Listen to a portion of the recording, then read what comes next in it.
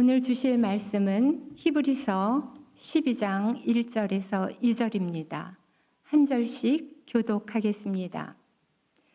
이러므로 우리에게 구름같이 둘러싼 허다한 증인들이 있으니 모든 무거운 것과 얽매이기 쉬운 죄를 벗어버리고 인내로써 우리 앞에 당한 경주를 하며 믿음의 주여 또 온전하게 하시는 이인 예수를 바라보자.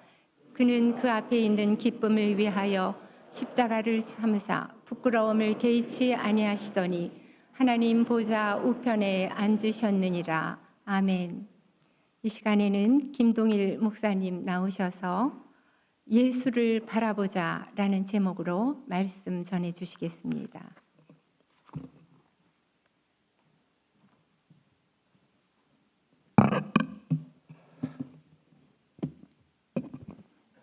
기도하십니다.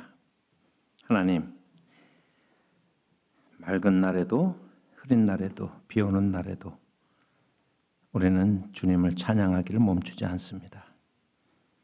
하나님, 우리가 세상에서 형통한 시간에도 이유를 알 수 없는 아픔과 어려움이 있는 시간에도 우리는 주님을 향한 믿음을 가지고 예배하기를 멈추지 않습니다. 이 시간에 예배하는 자들 위해 하나님의 힘주심과 위로가 있게 하시고 우리의 소속이 어디인지 우리가 무엇을 위해서 사는지 그것이 말씀을 통하여서 분명해지는 시간이 되게 하옵소서. 종을 오직 하나님께서 붙드시기를 원하옵고 예수님의 이름으로 기도합니다. 아멘. 아침에 페이스북과 또 카톡을 통해서 많은 분들이 또 메시지를 나누고 있습니다. 어제 이태원에서 정말 비극적인 사건이 일어났는데 그 일을 귀신 노름하다가 하나님의 심판을 받았다는 설교를 하지 말자라고 열심히 지금 목사님들이 퍼나르고 있어요. 무슨 일이 있으면 하나님의 심판이다. 그러니까는 우리 한국교회의 천박함을 비춰봤을 때 이런 작은 메시지 하나들 아침에 목사님들끼리 퍼나르고 있는 것들이 하나의 희망이다라고 이렇게 생각을 합니다. 누가복음 13장에도 실로암의 망대가 무너져서 18명이 죽었어요. 예수님께서 말씀하십니다. 저들이 다른 사람들보다 죄가 많아서 죽은 줄로 착각하지 말아라. 예수님께서 말씀하셨잖아요. 우리 잘 모르잖아요. 그죠? 이것이 또 국가적인 트라우마로 될 수 있는 그런 상황인데 우리 크리스찬들이 이럴 때일수록 입을 좀 진중하게 하고 또 그분들을 위로하면서 마음으로 우리가 함께 모든 것들을 잘 수습하는데 협력하면서 우리가 하는 것이 우리 그리스도인의 올바른 모습이 아닌가라고 생각을 합니다. 저는 사실 아침까지 전혀 그 사실을 몰랐습니다. 제가 이런 엄청난 일을 비하면은 아주 작은 일을 당했는데 제가 설교하는 주일이면 아침에 루틴이 있습니다. 5시쯤 이제 시작이 돼서 6시 정도가 되면 오늘 할 설교에 대해서 이제 다시 한번 이렇게 쭉 살펴보고 그리고 7시가 되면 PPT와 또 이렇게 자막을 이제 준비해 주시는 우리 권사님께 제가 그것을 다 이렇게 보내드리는데 오늘 그거를 보내려고 이렇게 또 이제 말씀을 다시 한번 보고 준비하다가 뭔가를 잘못 눌러갖고 설교가 완전히 날아갔어요. 시계를 보니까는 7시 가까이 이렇게 이제 됐습니다.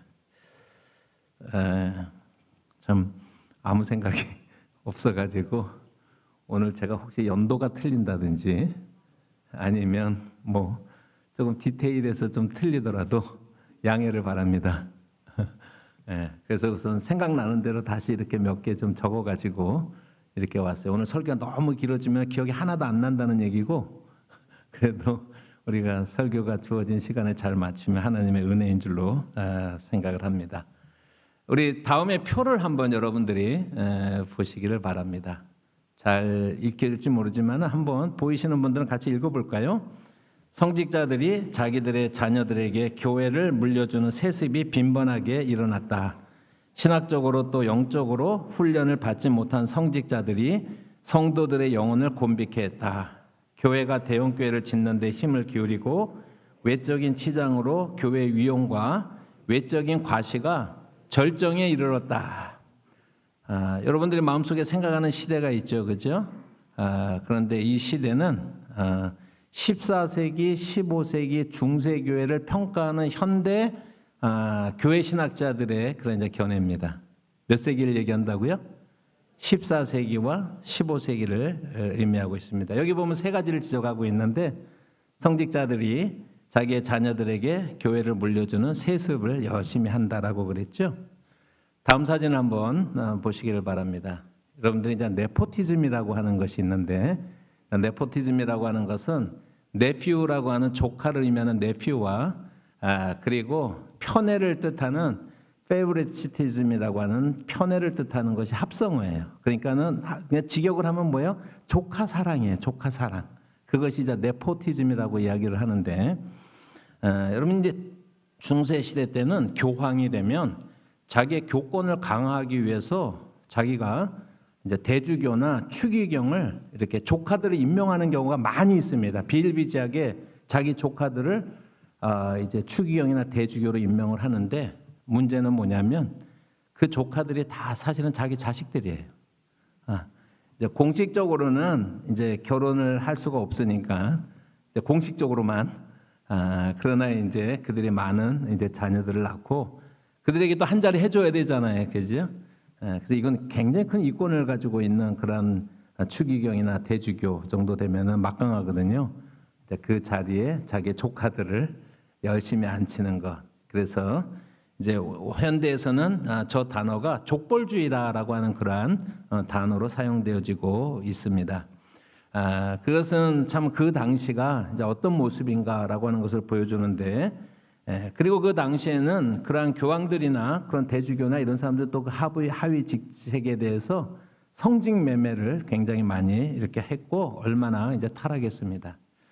현재 교황은 제 266대 교황입니다. 그런데 그 교황의 그러한 그 연보를 보면 베네딕트 9세라고 하는 교황이 있었는데 145대, 147대, 150대 교황이에요. 좀 이상하시죠, 그죠? 우리가 생각하고 이제 교황이 죽을 때까지 하는 줄 알았는데 145대, 147대, 150대 교황인데 1402년에 처음으로 이제 교황이 됐을 때 어떤 역사학자들은 12살이었다고 기록을 하고 있고 어떤 사람들은 20살이라고 기록을 하고 있습니다. 20살이든 12살이든 교황을 하기에 적합한 나이입니까? 근데 이제 교황이 됐습니다. 이 사람은 양성애자였고요. 그리고 다른 유부녀들을 이제 아무 이렇게 손쉽게 또 아무 죄책감이 있는지 없는지 제가 안 물어봤기 때문에 모르겠습니다만 이제 그렇게 그런 일들도 있었고 살인을 서슴지 않았습니다. 자기의 권력을 유지하기 위해서. 그러다가 자기 교황직을 많은 돈을 받고 팔아버렸어요. 그리고 또 2년 있다가 또 교황이 또 됩니다. 그래서 이번엔 결혼하려고 또 교황직을 갖다 내려놨어요. 그러다 또 교황이 됩니다. 그 세 번째 교황이 돼서는 또 많은 돈을 받고서 교황직을 팔아넘겼어요. 그래서 참 그 캐톨릭 내에서도 악명 높은 그러한 교황으로 그렇게 유명합니다. 여러분 초입세라고 하는 것이 그 당시 있었습니다. 그게 뭐냐면 대주교나 이제 이런 사람들은 영지를 가지고서 굉장히 이제 그 이권을 보장하는 이제 그런 곳이기 때문에 대주교 임명이 되면 1년 동안 수입을 교황에게 미리 바치고서 대주교가 되는 거예요. 그걸 이제 초입세라고 그렇게 이야기를 합니다. 그러니까 초입세가 어마어마하기 때문에 자 투자를 했으면은 무슨 생각이 나요? 본전 생각이 나잖아요. 무슨 하나님 이런 거 아니고요. 그냥 본전 생각이 나잖아요. 그래서 이제 자기 교구에 이제 성도들에게 헌금을 강요를 합니다. 그리고 교회가 직접 이권 사업에 개입을 해서 이권 사업을 하고요. 그리고 특별히 교회가 고리대를 많이 한 고리대 업자가 스스로 교회가 돼서 고리 대금업을 이제 많이 하면서 다 왜 그래요? 초입세 때 투자한 것을 거두고 더 많이 거둬야 되잖아요. 그거 하려고 뇌물을 주는 거 아닙니까? 여러분 그 종교개혁이 일어났을 때 독일의 마인츠 대주교가 초입세를 너무 많이 내는데 그 돈을 마련하기 위해서 야콥 후고라고 하는 굉장히 유명한 금융업자한테 돈을 엄청나게 빌려갖고 이제 초입세를 냈어요. 그래서 그거를 이제 메꿔 나가야 되잖아요. 빚을 갚아야 나가는데 자기 힘으로 할 수가 없으니까 교황하고 짬짬이를 해가지고 면죄부를 특별히 독일에서 열심히 팔은 것입니다. 그래서 그것이 종교 개혁의 직접적인 이제 발단이 된 것도 초입세하고 관계가 되어졌고, 이것은 다 성직 매매하고 관계되어졌던 이제 그러한 시절입니다. 두 번째 이 글에서 지적하고 있는 것은 신학적으로 또 영적으로 훈련받지 못한 성직자들이 성도들의 영혼을 곤비하게 만들었다라고 이렇게 평가를 하고 있습니다. 우리가 잘 아는 것처럼 중세시대 때는 예전을 라틴어로만 진행하고 성경은 라틴어로 된 성경만 읽게 돼 있는데, 문제는 뭐냐면 라틴어를 읽지 못하는 성직자들이 너무나 많은 거예요. 돈 주고 샀으니까. 그냥 예전을 위해서 필요한 용어만 외워가지고 겨우 그렇게 할 뿐이고, 일반 사람들은 성경을 전혀 접할 수가 없는 그러한 그 상황에 있었습니다. 12세기에 프랑스의 리옹이라고 하는 그러한 지방에서 왈도라고 하는 사람이 자수성가한 그러한 그 상업을 통해서 자수성가한 사람이 있었는데, 이 사람이 신앙이 참 좋았어요. 성경이 너무 읽고 싶은 거예요. 근데 성경을 자기 나라 말로 이렇게 읽었다가는 바로 화형을 당하는 그러한 시절이기 때문에 몰래 복음서를 몰래 돈을 들여가지고 한번 번역을 해달라고 전문가한테 부탁을 해가지고요, 자기가 복음서를 읽어본 거예요. 그리고 깜짝 놀란 거예요. 왜냐하면 교회에서 가르치는 거하고 전혀 다르게 나와 있는 거예요. 보니까 성경을 읽어보니까. 그래서 이 왈도라고 하는 사람이 교회가 정말로 어떻게 엉망으로 가르치고 있구나, 신부들이, 그 사실을 알게 되었습니다. 그래서 이 사람이 자기의 재산을 다 팔아서 자기의 부인과 자녀들에게 먹을 수 있을 만큼 떼어주고, 나머지 돈들을 가난한 사람들에게 다 나눠주고, 자기는 탁발을 하면서 그렇게 복음을 전하는 그런 일들을 시작을 했습니다. 왈도를 따르는 사람들이 생겼어요. 그런 사람들을 왈도파라고 이야기를 하는데, 종교개혁의 역사를 보면은 종교개혁의 최초의 그런 어떤 미명의 역할을 한 그 마중물의 역할을 한 분들이 바로 왈도파예요. 이 사람들은 이렇게 가르쳤습니다. 부패하고 타락한 성직자가 행하는 성사는 무효다. 그들의 설교를 우리가 귀 기울일 필요가 없다라고 그들이 그렇게 가르치면서, 오직 성경이 말씀하고 있는 바대로 가르치는 그러한 일들이 모진 핍박 가운데서도 종교개혁 때까지 그들이 그 모습을 유지하고 있었습니다. 세 번째로 보면 교회가 대형교회를 짓는 데 힘을 기울이고 외형적인 그런 치장으로 교회의 위용과 외적인 과시를 하였다라고 얘기를 하고 있죠. 권위가 떨어지면 권위주의로 그들이 커버를 하게 됩니다. 권위주의는 외형적이고 강압적이고 보여지는 것으로 자기 위세를 가시하는 것으로서 권위주의를 드러내는 경우가 많이 있습니다. 14세기와 15세기 때 예배당이 길이가 100m가 되고 높이가 80m 이상 되어지는 대형 성당들이 100개 이상이 세워졌습니다. 여러분들이 유럽을 가면서 성당을 가보면서 여러분들이 어떤 생각을 하세요? 참 아름답고 하나님 앞에 영광 올려드리고 그 안에서 무슨 일이 있었을 것 같습니까? 그러나 양이 있으면 의미 있는 것이죠. 수많은 가난한 성도들의 헌금들, 또 그것이 강요되어진 것들, 또 오도해가지고 그래야지만 복을 받는다라고 그렇게 해서 모아가지고 세워진 그 성당들을 보면서, 적어도 우리가 그런 생각을 하지 않고서 성당을 이렇게 유럽을 다니면서 성당을 보는 것은 우리가 반쪽만 보는 것이다라고 생각을 합니다. 저는 목사님들을 모시고 이제 유럽의 그 종교개혁지를 이렇게 탐방할 때 제가 가이드를 하면서 역사적인 것들을 좀 설명을 하면서 이렇게 좀 하곤 하는데, 그런데 그럴 때 제가 그 여행사한테요, 성당을 다 빼라고 얘기합니다. 그러니까 성당을 여행은 갈 수가 있지만 유럽의 종교개혁사를 보러 가는데 성당에 왜 그렇게 많이 가는 겁니까? 우리가 좀 새롭게 봐야 될 그러한 시각들이 있다라고 하는 것을 말씀을 드립니다. 이런 가운데 1517년에 마르틴 루터가 나타나서 종교개혁이 시작이 되었던 것을 우리가 생각을 합니다. 그 당시에 교황이 누구냐면 레오 10세라고 하는 사람이었습니다. 메디치 가문의 출신입니다. 1513년에 이 사람이 교황에 선출이 되자마자 자기 동생이었던 줄리아노라고 하는 사람에게 편지를 보냅니다. 그 편지의 내용이 뭐냐면요, 하나님께서 우리에게 교황의 지위를 주셨으니 이제 즐겨보자. 이게 편지의 내용이에요. 그러면서 이 사람도 양성애자였어요. 추기경도 죽이기도 하고 방탕한 생활을 뒷받칠 만한 재정을 확보하기 위해서 성직 매매를 일삼고 그리고 우리가 잘 아는 것처럼 이제 베드로 성당을 다시 증축한다라고 하는 중건한다라고 하는 그런 미명하에 면죄부를 팔다가 종교개혁을 맞이했었던 그 교황입니다. 그 교황이 1520년 6월 16일 날 루터에게 편지를 교황의 칙령을 보냅니다. 엑스루게 도미네라고 하는 그러한 칙령인데 이 라틴어의 뜻은 주여 일어나소서라고 하는 제목에, 그러니까 이제 교황들은 칙령을 보낼 때 제목을 달아서 붙여요. 그것이 아마 이제 주소 역할을 하는지 이제 나중에 색인 역할을 하는지 모르겠는데 그렇게 이제 제목을 붙이는데 그때 보낸 그러한 교황의 칙령이 엑스루게 도미네라고 하는 그러한 칙령입니다. 여기에서 교황은요 루터를 레오 10세 지금 어떻게 살고 있는지 얘기했죠, 그죠? 그러한 교황이 루터를 가르쳐서 뭐라고 그러냐면 주의 포도원을 무너뜨리기 위해서 침입한 여우들이다라고 이렇게 주의 포도원을 무너뜨리는 여우들이 등장해서 주의 포도원을 무너뜨리고 파괴하고 있나이다. 주여 일어나소서. 이런 이제 기도문의 형식의 그런 이제 교황의 칙서가 있습니다.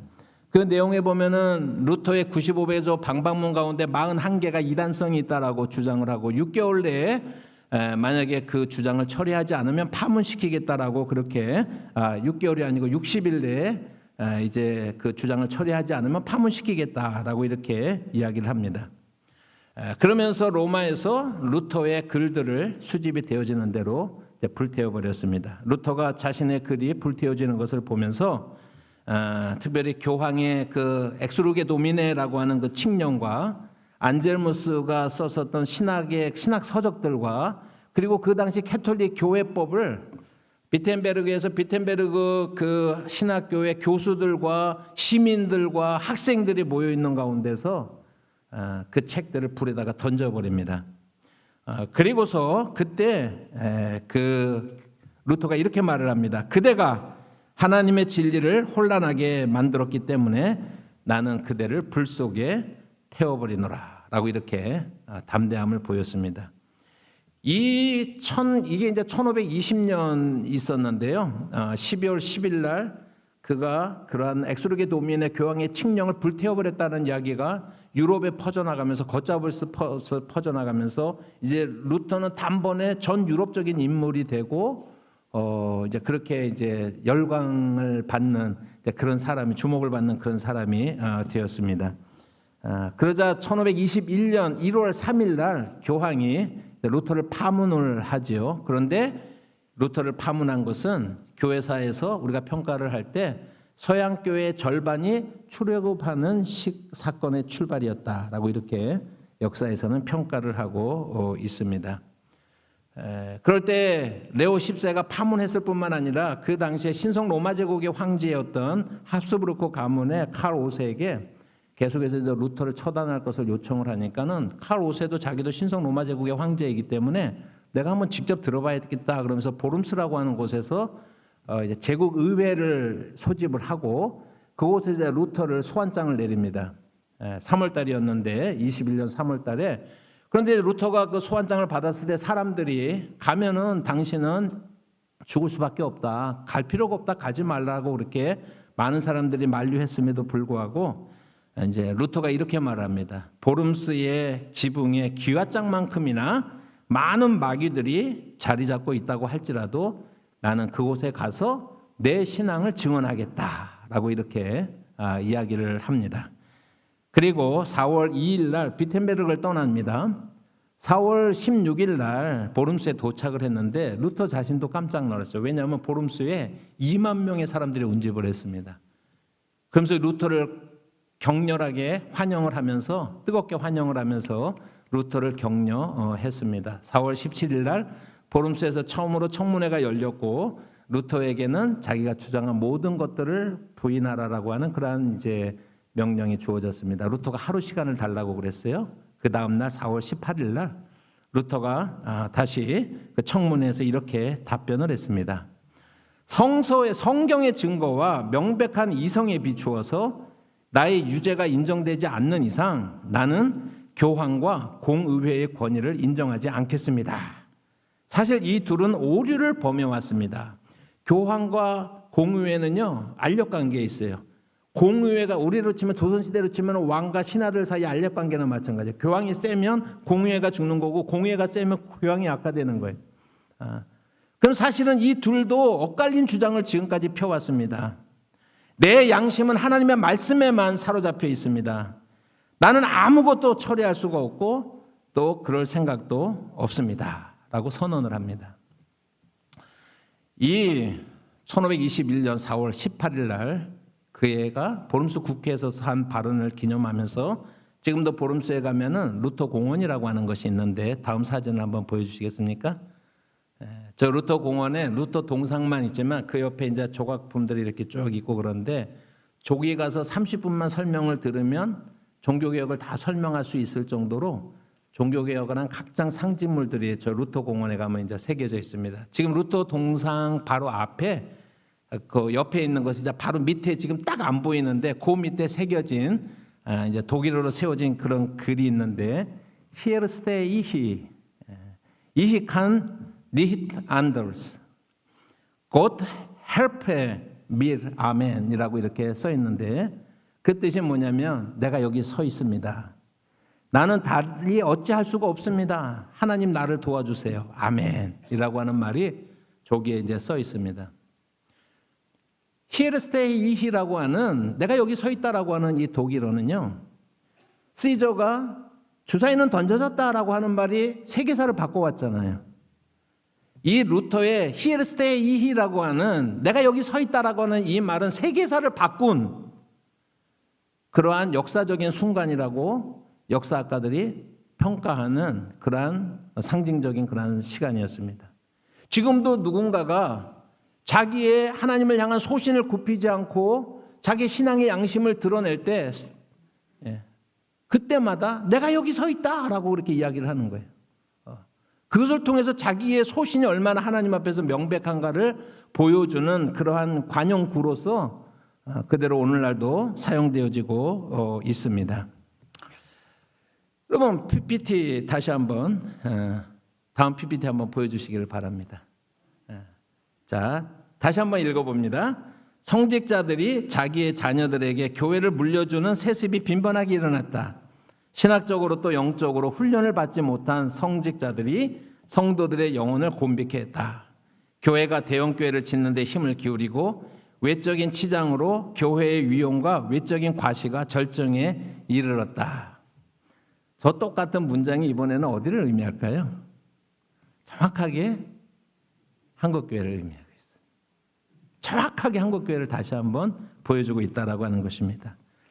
그런데 이 세습이라고 하는 것은요. 첫 번째가 뭐였죠? 성직자들이 자기 자녀들에게 세습을 해주는 현상을 얘기를 하고 있죠. 프랭크 셰퍼라고 하면 여러분들이 잘 모르시겠지만 이 사람은 이제 작가이기도 하고 그리고 그 오소독스를 옹호하는 그러니까 정교회를 옹호하는 굉장히 유명한 그러한 그 변증가이기도 하고 영화 감독이기도 한 사람입니다. 그래도 뭐 프랭크 셰퍼는 잘 모르잖아요. 그런데 프랭크 셰퍼는 프랜시스 셰퍼의 아들이에요. 그럼 다 아시겠죠? 라브리를 만들었던 프랜시스 셰퍼의 아들이 프랭크 셰퍼인데 이 사람이 기독교가 돌아가고 있는 미국의 기독교가 돌아가고 있는 모습을 보면서 너무나 큰 실망을 이제 빠져서 무교로 빠졌다가 이제 정교회로 이제 그렇게 이제 옮겨간 그런 이제 대표적인 그러한 사람이었습니다. 이분이 쓴 글에 이런 글이 있습니다. 조선 민주주의 인민공화국과 현대 복음주의 왕국은 동일하다. 그러면서 고차원의 네포티즘이다라고 이렇게 이야기를 했어요. 예, 프랭크 셰퍼가 조선 민주인민 뭐 이렇게 저도 막 헷갈리는데 정식 이름을 얘기하면서 조선 민주주의 인민공화국과 그 현대 복음주의 왕국은 고차원의 네포티즘으로 동일하다라고 이야기를 자기가 왜 기독교를 떠날 수밖에 없었는지 하는 것을 제가 이야기를 한 것이죠. 그러면서 이런 사람들을 언급을 합니다. 빌리 그레엄, 오럴 로버트, 짐 베이커, 척 스미스, 조엘 오스틴, 제리 포웰 이런 사람들을 언급을 하면서 이 사람들의 특징은 뭐냐면 유명한 복음주의 유명한 목사들이에요. 대형 교회를 이루었던 유명한 그런 목사들입니다. 그러면서 이 사람들을 딱 이름을 나열을 하고 이렇게 말했습니다. 기독교를 개인 가족의 사업으로 발전시킨 사람들, 그래서 복음주의 미명하에 자기 왕국을 건설한 사람들이라고 이 사람이 규정을 하고 있습니다. 한국에 지난번에 한번 설명드렸을 거예요. 한국의 대형교회는요, 정확하게 미국의 복음주의 대형교회를 그대로 그들의 주장까지 그대로 따갖고 온 것이다라고 하는 것을 제가 한번 말씀을 드린 적이 있습니다. 여전히 마찬가지죠. 기독교의 이름으로 복음의 미명하에서 자기 개인 가족의 사업을 일으키는 사람들의 모습이 오늘날 대형교회, 다 아닌 사람, 다 아닌 교회도 가끔은 있어야 되는데 한국 교회는 아니라고 말할 교회가 별로 없어갖고 슬프긴 합니다. 그런 신학적으로 또 영적으로 훈련받지 못한 성직자들이 성도들의 영혼을 곤비케 했다 이렇게 말합니다. 그냥 죽으라고 예수 믿고 복 받아라는 말 열심히 하는 거예요. 좀 세련되게 해도 내용을 다 제거하는 거 보면은 예수 믿고 복 받아라. 40분을 설교를 해도 결국 보면은 예수 믿고 부자 됐다. 이런 얘기잖아요. 다 딱 깨놓고 얘기를 하면은요.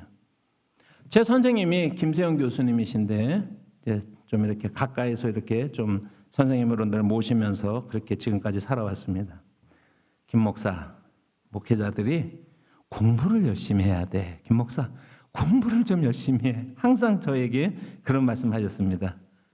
어느 날 이렇게 말씀하셨어요. 김 목사, 기도원에 가서 직통 계시 받을 생각하지 말고 좀 공부해. 김 목사 알았지? 그렇게 이야기를 했어요. 여러분, 지금은 노 교수님이 되셨지만은 이분이 이렇게 말씀하시는 것의 내용을 여러분들 이해하십니까? 아시겠죠? 기도원에 가서 직통 계시 받을 생각하지 말고 그 시간에 공부 좀 하라는 것입니다. 이것이 한국교회의 실상이다라고 하는 것입니다. 교회가 대형교회를 짓는 데 힘을 쓰고 외형적인 치장으로 교회의 위용과 외적인 그런 과시를 하는 것. 여러분 여기 설명이 필요 있습니까? 한국교회? 네. 설명이 더 이상 필요가 없습니다. 개척교회를 10여 년 하다가 목회를 그만두고 신앙이 있는지 없는지는 제가 안 물어봐서 모르겠어요. 이제 그러한 목사님이 계시는데 그 목사님이 이제 어떤 글에서 한국교회 실상에 대해서 이렇게 쓴 거예요. 그분이 쓴 것입니다. 작은 교회, 생존이 현실적으로 절박하다. 생존할 길이 없어요. 자기도 투잡을 가지고 사는데 생존할 수가 없다라고 하는 것입니다. 일단 기본적으로. 중형교회, 어느 정도는 안정적인데 대형교회로 진입하지 못하면 작은 교회로 떨어질 수 있다라고 하는 열등감과 강박관념에 사로잡혀 있다라고 하는 거예요. 그 강박이 너무나 심하다라고 하니까 압력이 마음에 누가 쫓아오지 않아도 그 압력이 너무나 심하다라고 하는 것입니다. 대형교회. 엄청난 특권을 누리고 성공을 거두었지만 이에 만족하지 못하고 세계적인 교회, 세계적인 명성을 얻기에 혈안이 되어 있다라고 이렇게 얘기를 합니다. 세계 최대의 장로교회, 세계 최대의 교회, 세계 최대의 예배당 이런 얘기 좋아하는 나라는 한국뿐이 없어요. 외국에 가서 지도적인 그런 교회 가보세요. 누가 그런 거 자랑하고 있는지. 그래서 이 사람들이요 세계적이 못돼서 안달이에요. 그냥 이 사람들이요 그냥요. 그래서 몇 천만 원 막 이렇게 돈을 주고서 설교 한번 시키고 왜 그렇게 하겠어요? 여러분. 그리고 그분이 이렇게 말했습니다. 이 모든 것을 움직이는 힘은 돈이다. 만몬이라고 하는 것입니다. 이것이 현실입니다. 정확하게 우리의 현실입니다. 종교개혁 505주년 기념일입니다. 오늘이. 여러분 이러한 현실 가운데서 우리가 좌절하고 있어야 될까요? 우리에게 희망은 있는 걸까요? 우리가 무슨 용기를 내야 될까요? 제 대답은 yes. 그 근거는 하나님의 말씀입니다. 히브리서 12장 1절의 말씀을 우리 같이 한번 읽어봅니다. 같이 읽어볼까요? 이러므로 우리에게 구름같이 둘러싼 허다한 증인들이 있으니 모든 무거운 것과 얽매기 쉬운 것들 벗어버리고 인내로서 우리 앞에 당한 경주를 경주하라. 우리가 믿음장이라고 부르는 히브리서 11장은 전부 다 구약성도라고 한번 말씀을 드렸어요. 전부 구약성도를 말하는 것입니다. 구약의 시대를 우리가 신앙생활하는 것으로 보면 암울한 시대입니다. 참 암울한 시대인데, 그래서 그 중에서 진짜 하나님을 진짜로 믿는 사람이 얼마나 있을까라고 생각을 하는데, 성경이 증언하기를 뭐라고 증언하냐면 구름과 같이 허다한 증인들이 있다라고 이렇게 이야기를 하고 있는 거예요. 그 구약의 척박한 환경에서도 믿음을 지켜낸 허다한 증인들이 있다라고 하는 것입니다. 그러면서 히브리서 12장 1절에 하고 싶은 이야기는 뭐냐면, 그들은 아직 예수님이 오시지도 않았음에도 불구하고 오실 예수 그리스도를 믿고 그들이 스스로 핍박을 무릅쓰고 죽음을 무릅쓰고 그들이 져야 할 코스트를 무릅쓰고서 그들은 예수를 따르기를 멈추지, 하나님을 따르기를, 신앙을 가지기를 멈추지 않았던 그러한 사람들이 허다한 증인이 있는데, 여러분들은 지금 예수님이 오셨는데 그분이 우리를 위해서 말씀하신 대로 십자가에 죽으시는 모습을 목격했는데 그분이 부활하신 것을 여러분들이 보지 않았습니까? 그러므로 여러분들도 구약의 성도들처럼 허다한 증인의 대열에 서세요 라고 하는 것이 히브리서가 하고 싶은 얘기예요. 지금요. 여러분, 그러면서 이 말씀들은 오늘 우리에게 현재성을 가지고 여전히 우리를 도전하고 있는 그런 말씀인 것을 믿으시기를 바랍니다. 여러분, 우리는 어떻게, 그 구약 성도들은, 그 신약의 성도들은, 또 우리들은, 또 종교 개혁가들은 여러분 어떻게 그 길을 따라갈 수가 있었을까요? 히브리서 12장 2절의 말씀을 같이 한번 읽어봅니다. 시작. 믿음의 주여 또 온전케 하시는 이인 예수를 바라보자. 저는 그 앞에 있는 즐거움을 위하여 십자가를 참으사 부끄러움을 개의치 아니하시더니 하나님 보좌 우편에 앉으셨느니라. 이 말씀에 보면은요, 어떻게 구약의 성도들이, 신약의 성도들이, 종교 개혁가들이 어떻게 허다한 증인이 돼서 그 길을 걸어갔느냐 하면 우리에게는 완전한 본보기가 있기 때문에 그런 거예요. 가보지도 않은 길을 막 가라고 하는 것이 아니라 예수 그리스도가 우리의 믿음의 그 행로에 완전한 본보기가 되어주셨음을 믿으시기를 바랍니다. 믿음의 주여 온전케 하시는 이인 예수를 바라보라 라고 하는 것입니다. 하나님을 사랑하는 사람이라면 그 길을 가고 싶은 마음이 드는 것입니다. 여러분, 왜 이렇게 그 사람들이 만몬에 그렇게 휘둘리면서 여러분 그런 삶을 살고 있습니까? 하나님 사랑하지 않기 때문에 그래요. 간단한 겁니다. 하나님 두려워하지 않기 때문에 그래요. 간단한 겁니다. 여러분, 진짜 간단한 문제예요. 하나님 두려워하지 않기 때문에 이 세상의 것으로 그들이 모든 것들을 즐기고 있는 것이 분명합니다. 여러분, 제 말이 틀렸을 것 같아요? 역사가, 잘 애매하면 역사가 우리에게 설명해 주는 것을 우리가 봐야 된다라고 하는 것입니다. 예수님은 어떻게 했습니까? 부끄러움을 개의치 않으셨어요. 공개적으로 수모를 당하고 고통스럽고 느린 죽음을 의미하는 그 십자가의 굴욕을 기꺼이 지시면서 우리에게 모범을 보이셨어요. 그분이 하나님의 우편에 계셔서 우리가 장차 어디에 갈 곳이 있는지를 우리에게 분명하게 제시를 해주고 있다라고 하는 것입니다. 오늘 누가 주님의 길을 따라갈 수 있습니까? 하나님이 살아계심을 분명하게 믿고 그것을 구호가 아니라 자기의 장사의 수단이 아니라 정말로 십자가의 길을 따라가는 그 하나님의 사람들을 통해서 예수가 우리의 완전한 모범이심을 믿는 그 사람들을 통해서 하나님께서 오늘도 여전히 일하실 것으로 믿습니다. 그러면 PPT를 다시 한번 보여주시기를 바랍니다. 주의 포도원이라고 하는 제목으로 주의 포도원입니다. 주여 우리의 기도를 들으소서. 여우들이 일어나 주의 포도원을 파괴하려 하나이다.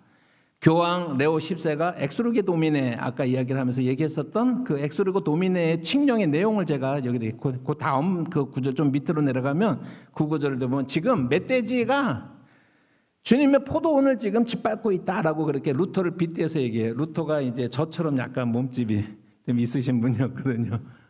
그래서 멧돼지가, 주의 멧돼지가라고 이렇게. 프랑스의 좀 개혁가였던 기욤 브리소네라고 하는 사람이 그 다음에 저 두 사람이 말한 차이는 한 40년 정도 차이가 나는데 이제 그때에 이렇게 브리소네가 이렇게 얘기를 했습니다. 그들은 안락만을 추구하며 자신들의 양떼들에 대해서는 관심이 없다. 그들은 벙어리 개들처럼 잠만 잔다.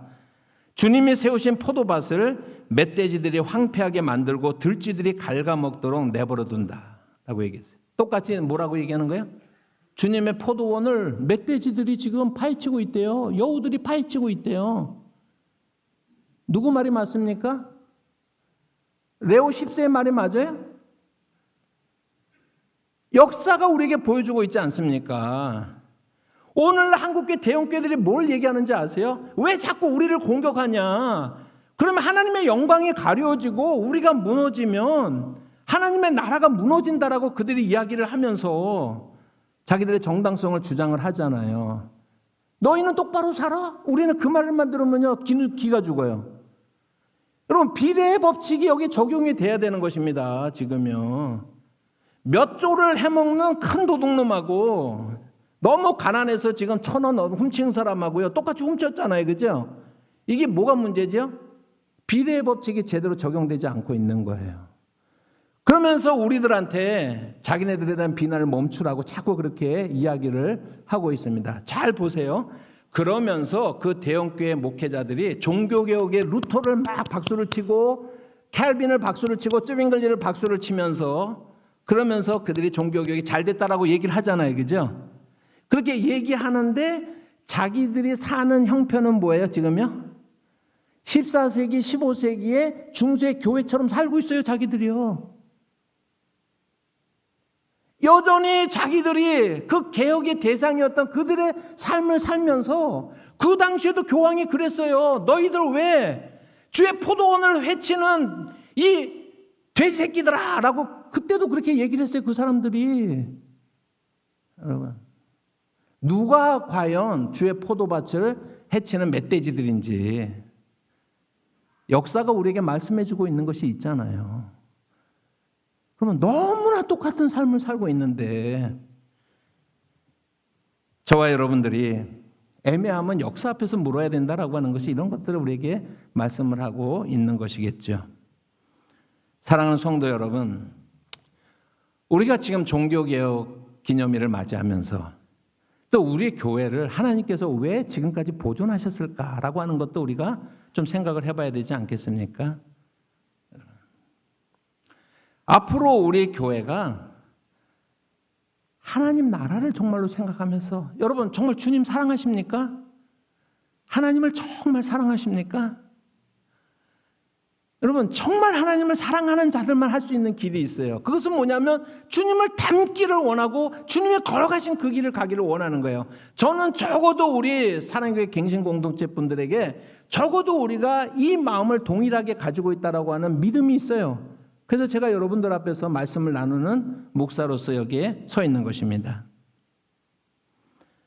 사랑하는 성도 여러분, 앞으로 우리가 어떤 일을 해야 될 것인가 라고 하는 것을 우리가 함께 좀 나누기를 원합니다. 옆에 배너에 보시면 액션 나우라고 이렇게 여러분들이 배너를 아침에 보고 계십니다. 이 액션 나우라고 하는 것은 전국에서 목회자들과 평신도들이 함께 한국교회의 건강을 위해서 또 개혁과 또 그러한 그 올바른 그 교회를 세워가는 그러한 연합운동이 지금 이제 시작이 되려고 하고 있습니다. 그래서 액터나우라고 하는 것은 건강한 교회를 세우는 실천운동을 하자고 하는 거예요. 여러분 원인은 다 나와 있어요. 누가 실천할 것인가? 누가 그런 삶을 살아낼 것인가? 누가 새로운 물줄기를 만들어낼 것인가? 제가 가이사라 빌립보에 갔을 때 깜짝 놀란 것이 있는데 거기에 요단강의 원천이 거기에 있습니다. 가이사라 빌립보에 가면 원천이 있는데요. 그 원천에서 물이 솟아나와서 그래서 성경에서 샘물은 땅에서 솟아나오는 물을 말하는 거예요. 그래서 수조라고 하는 것은 시스턴이라고 하는 것은 이게 물 저장 창고 같이 이제 그런 거를 말하는데 그 샘물이 솟아나와 가지고 요단강을 흘러가게 이제 하는데 그런데요, 제가 깜짝 놀란 게 뭐냐면 거기 갔더니요, 그 샘물이, 그 원천이 콸콸콸콸 솟아나지 않고요, 뽀로록 뽀로록 나오더라고요. 그런데 그게 요단강의 원천이에요. 여러분, 종교개혁을 일으켰던 사람들이요, 무슨 처음부터 어마무시하게 콸콸콸콸 쏟아나는 이제 그런 운동을 했던 것이 아니라 뽀로록 뽀로록 이렇게 맑은 물을 흘려보냈다라고 생각을 합니다. 그럼 우리에게 소망이 생기지 않겠습니까? 하나님께서 우리를 지금까지 부르시고 우리를 세우신 목적은 무엇인가 이 썩은 물 가운데 맑은 물을 솟아내라고 하나님께서 우리를 부르시지 않았을까 생각을 합니다. 저는 2017년 5월 26일인가 한국에 이제 돌아왔는데요. 제가 그 전에 한 1년 동안 열심히 기도한 것이 있습니다. 하나님, 50대 중반에 후반으로 넘어가는 제 삶에 있어서 정말 평생에 제가 포기할 수 없는 하나님의 일이 무엇입니까? 제가 1년 정도 기도를 하고 나서 두 가지 응답을 받았는데, 하나는 제 마음에 그렇다는 거예요. 말씀을 전하는 일은 포기할 수가 없구나, 제가. 그리고 두 번째는 제 평생에 한국교회 갱신을 위해서 제가 살아가야겠지라고 했던 그 마음은 변함이 없더라고요. 그래서 그 두 가지를 위해서라면 한국에 와야겠다. 그래서 제가 17년 5월 달에 이제 한국으로 이제 들어왔습니다. 10만 불을 가지고 와서 해야 되는데 10만 원쯤 가지고 왔어요. 예. 80대신 저희 어머니가 아들, 그렇게 미국에서 25년 동안 열심히 사역하는 것을 봤는데, 그래서 500만 원 보증금을 빌려주셔가지고 80대신 어머니가 지금 제가 500만 원 보증금 내고서 살고 있습니다. 문제가 될 게 있어요? 제가 그리고 5년 동안 열심히 전국을 다니면서 목회자들에게 제 중심을 전하고 함께 나누자는 그런 이야기들을 하면서 5년 동안 지내왔는데, 저는 하나님의 특별한 시간이라고 생각을 하는데 우리 사랑의 교회 갱신 공동체하고 연결을 시켜주신 것입니다.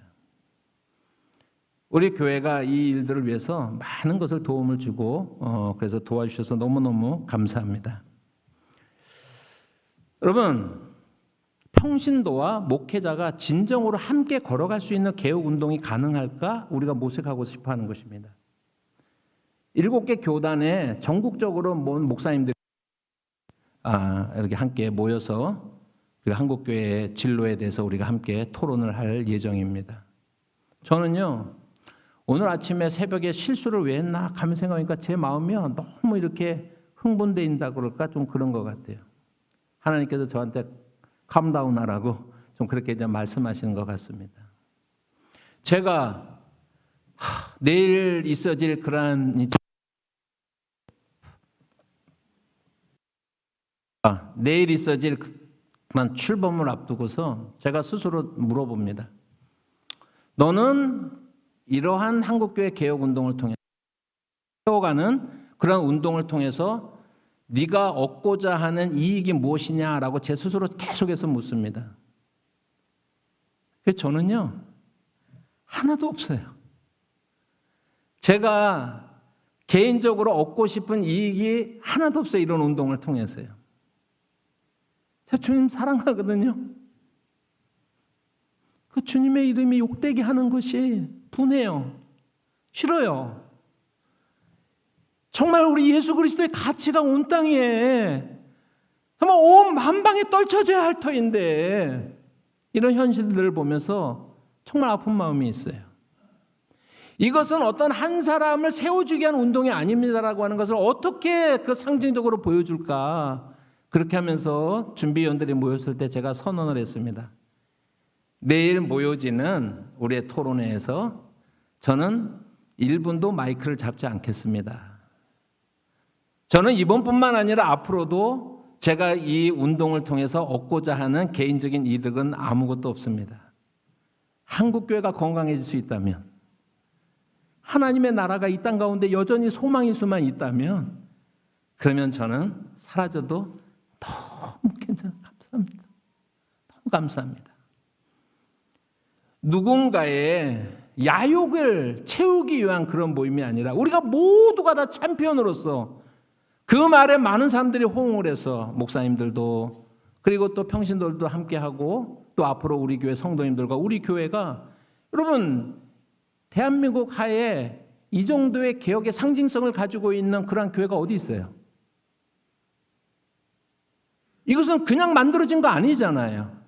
10년 동안의 여러분들의 수고의 결과 아닙니까? 그런데 그 상징성을 가지고 이제는 하나님의 나라와 한국교회의 공공적 그러한 그 사역을 위한 그 일에 우리가 함께 나아가는 저는 그러한 교회가 되었으면 좋겠다라고 하는 소망을 가지고 있어요. 앞으로 우리가 그런 부분들에 대해서 많은 목사님들과 함께 대화하면서 그러나 기관차가 필요하지요. 장소가 필요하지요. 여러분 그런 일에 있어서 우리가 힘차게 하나님의 나라를 세워갈 수 있는 우리는 개혁이라는 말도 싫어하더라고요. 우리 목사님들이. 또 평신도들도요. 너무 식상하잖아요. 무슨 변화, 갱신 다 식상한 말이잖아요. 우리가 가장 그래서 좋아서 우리가 선택한 것이 뭐냐면 단순하게 실천하자는 거예요. 무엇이 한국교회를 건강하게 하는 그런 모습인지 우리가 토론을 하고 실천하자고 하는 거예요. 그래서 내일 모임에는 여러분 제가 뭐 개회 예배 설교를 하거나 마이크를 들고 취지를 얘기하고 앞으로 계획을 얘기하거나 절대 그런 것들이 아니라 우리가 경청으로부터 시작하자. 그래서 10사람의 5분 발표자들이 세워졌습니다. 거기에는 공공신학 우리나라 이제 박사학위를 마친 그러한 신학자도 참여를 하고 발언에 참여를 하고 목사님이었다가 가나안 교인이 됐는데 왜 내가 목사였는데 가나안 교인이 됐는지 그런 사람들도 와서 발언을 하고 20년 동안 목회를 했지만은 여전히 가난한 약한 작은 교회를 섬기고 있는 그 사모님이 오셔서 발언도 좀 하고 평신도도 발언하고 우리 교회 대표도 발언을 하고 여러분 그러면서 각종의 대표성을 가지고 있는 사람들이 자기의 삶의 자리에서 바라보는 한국교회를 우리가 같이 의논하고 분임토의를 통해서 그런 분들을 해서 그래서 그것들을 함께 우리가 어떻게 실천해 나갈 것인가 우리가 뭔가를 함께 모여서 결정하고 결정된 것은 실천하고 담백하게 그대로 살고 이러한 운동을 지금 하려고 시작을 하고 있습니다. 종교개혁 기념주일은 우리가 이런 것들을 하기에 아주 좋은 때라고 그렇게 믿습니다. 여러분들도 계속해서 관심을 가져주시고 우리 한국교회를 여러분들이 생각하면서 14세기, 15세기나 여러분 오늘 우리는 얼마나 똑같은가 한 가지만 더 말씀드리면 한국교회 위기는요 18세기 유럽교회 텅텅 비었잖아요. 18세기 유럽교회는 자유주의가 들어와가지고요 신학적인 자유주의 때문에 유럽교회가 그들은 부활을 안 믿는 신학으로 예수의 십자가를 안 믿어요. 왜 교회 다녀야 되죠? 그런데요 유럽에 그러한 신학이 쫙 퍼져나가면서 사람들이 교회를 떠난 거예요. 우리 한국교회의 위기는요 그런 게 신학적인 위기가 아니라 부패한 거예요. 썩은 거예요. 부패한 것입니다. 그럼 뭐하고 닮아 있는 거예요? 종교개혁 시대하고 닮아 있는 거예요. 그러면 우리가 무엇을 어떻게 해야 될지도 원인을 알면 결과가 나오는 거 아닙니까? 우리가 주님이 기꺼이 그 부끄러움을 피하지 아니하시고 우리를 위해서 십자가에 죽으신 그 주님의 그 걸어가신 우리의 완전히 모범이신 그분이 계신데 우리가 두려워할 것은 없다라고 생각을 하고 우리가 함께 그 역사를 이루어 나가는 하나님의 사람들이 되기를 주님의 이름으로 축복합니다. 기도하겠습니다. 사랑하시는 하나님 아버지 우리에게 주시는 그 말씀을 우리가 마음에 새깁니다. 상상할 수 없는 역사의 부패함이 다시는 반복되지 아니하리라 생각을 했지만 500년이 지난 지금 우리는 똑같은 그러한 상황에 부딪혀 있습니다. 하나님 500년 전에 그 현실에 대해서 하나님을 바라보며 분노하며 하나님의 영광을 위해서 분연히 일어났었던 사람들이 있었던 것처럼 오늘 이 시대도 우리에게 그런 새로운 물결을 일으켜 주시기를 원합니다. 우리가 또한 그 일에 기관차가 되어지고 심장이 되어지기를 소원합니다. 예수님의 이름으로 기도합니다. 아멘.